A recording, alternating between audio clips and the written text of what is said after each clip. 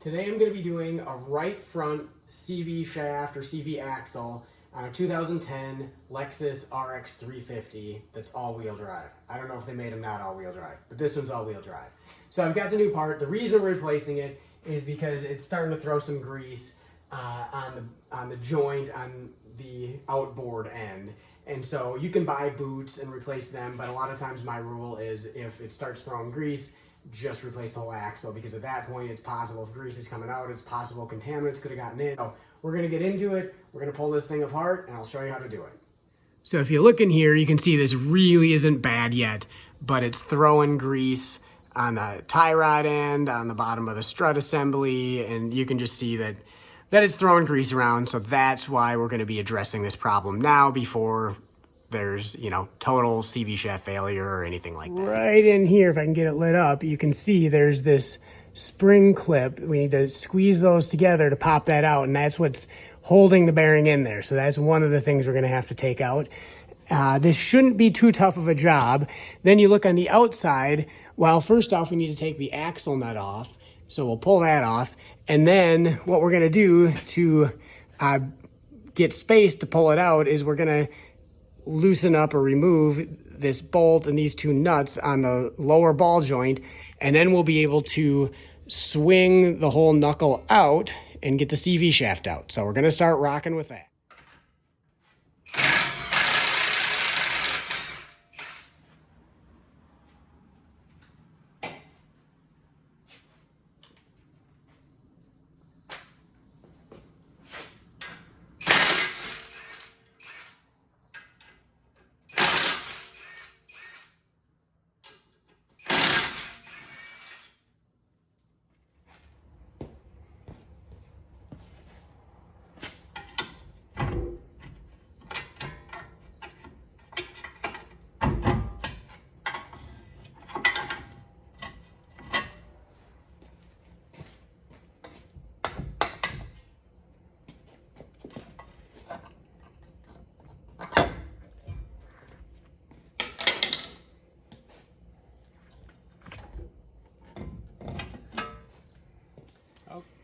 So here's a tip for you. I got these hose clamp pliers from Harbor Freight, a set of 3, and my goodness, they are useful for all kinds of things beyond hoses. So here's a good example of a situation where I'd grab one of these. Look at that. If I grabbed the straight one, it'd probably pop off those tabs 6 times before pulling it out, but this one just hung on to it good. So another thing is for connectors where you need to push on both sides. There's just all kinds of good uses. So anyways, we've got that clip out of there. So now I think we're ready to extract the whole thing, and we're gonna have to see how this goes. I'm gonna try and pry on this. We don't need to worry about damaging the bearing because that's getting replaced. So we're gonna get a pry bar in here and maybe we can pop it out right in there.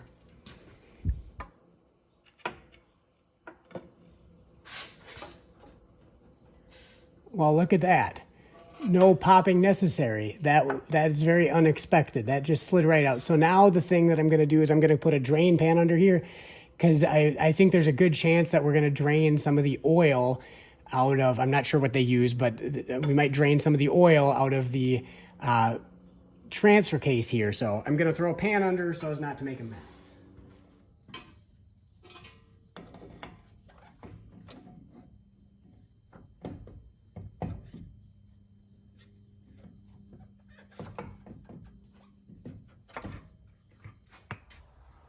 So I put a tie-down strap from the brake caliper over to my lift just to pull this whole assembly back and out of the way. So now you can see I've got awesome access. We are making a little bit of contact right here. We'll see if I can pull it out or if something else needs to get moved around here.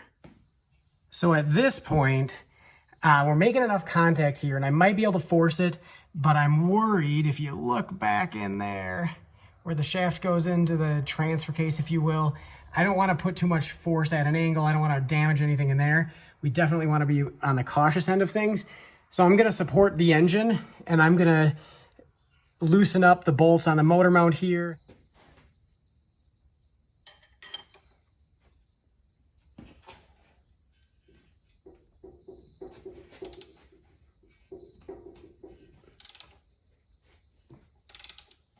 If you are unfamiliar with it, here's the oldest trick in the book. You need more leverage. Grab another wrench, lock them together.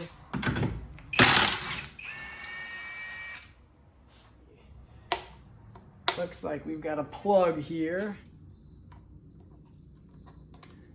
Okay, we got that plug out, and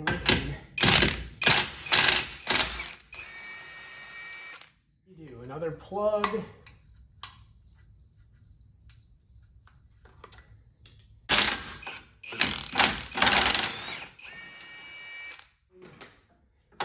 Definitely loosened up a little bit now. So the problem is there's several more mounts, so we're probably not going to get a whole lot of lift out of the engine. Certainly not enough to drop down, or we need to lift it a couple inches here, and I would rather not loosen up a bunch of motor mounts on this thing if we can avoid it. So I'm going to pull this thing out and see if this little bit of slop here, if that maybe even gets us the clearance we need.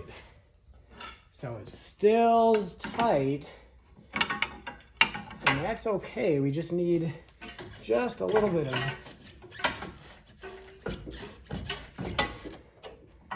room.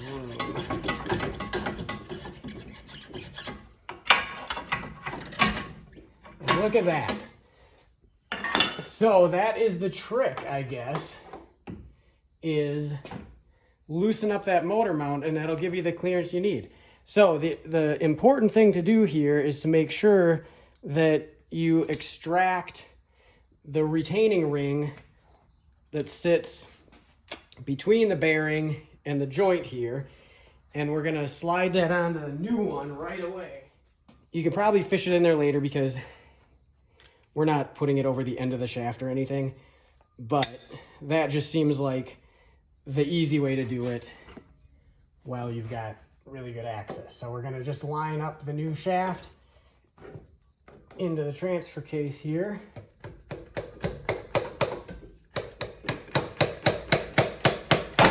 Just tap it in.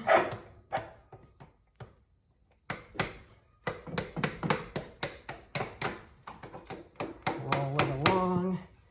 I think we're to the bearing here. And look at that, I pretty much have the bearing all the way in. That really, I think I might have lucked out on that. You might not have as much success as me. It might not be as easy, but hopefully it is. We're gonna give it a couple taps there. So if you come underneath here, you can see the 3 spots where there were nuts holding the motor mount down. And I believe that's what got me just a little bit of play I needed. So I removed all 3 of those nuts and the top nut, and then there's a little bit of slop in that. Once you lift up the engine, take the weight off of it, there's just enough slop that you can slide the CV shaft. You can see we've got the bearing all the way in there, so now I just need to get that clip back in, but first I'm gonna tighten down the motor mounts.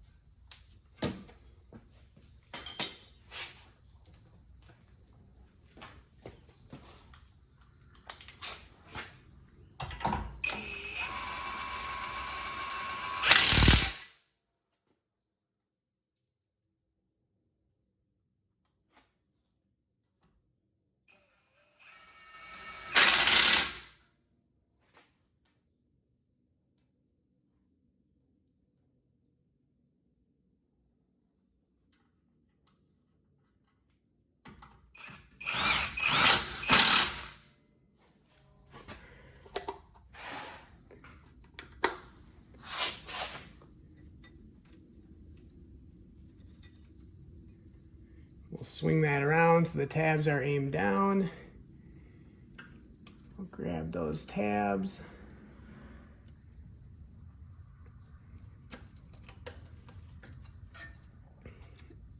And there we go. Not too terrible. Got to fiddle around with it a little bit until it kind of seats there in its home, but we got that in there, so now back to the outside. I'm gonna loosen up my tie-down strap here. We'll just remove that. Then I'm gonna swing this out. Put the shaft through the hub assembly, and you can twist it if you need to get the splines to line up. You can twist the shaft, you can twist the brake rotor, whatever you need to do. All right, we got that lined up good. We'll start the nut on the outside here. Then we're gonna go underneath here. We're gonna see if we can't get this ball joint assembly to line up. Force that in a little bit more. It looks like it's going in there. So I did get this lined up. You can see here, you can pry it down, get it lined up. So then we've got our two nuts. And I'm getting pretty grimy here from all the grease that the old one was slinging. Then we're gonna try and get this lined up. Try and pull that down. That worked pretty good by hand there. And get that bolt started. In fact, it's going in real easy, so I can just crank it in a ways.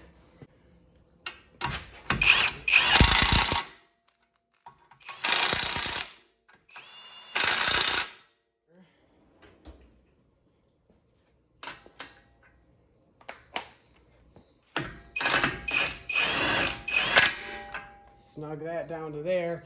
Now I'm gonna have to have somebody step on the brakes and we're gonna torque this down. I gotta look up the torque spec on it. And you can see there's a slot here that we need to put a screwdriver in and kind of notch it so that it locks it in place.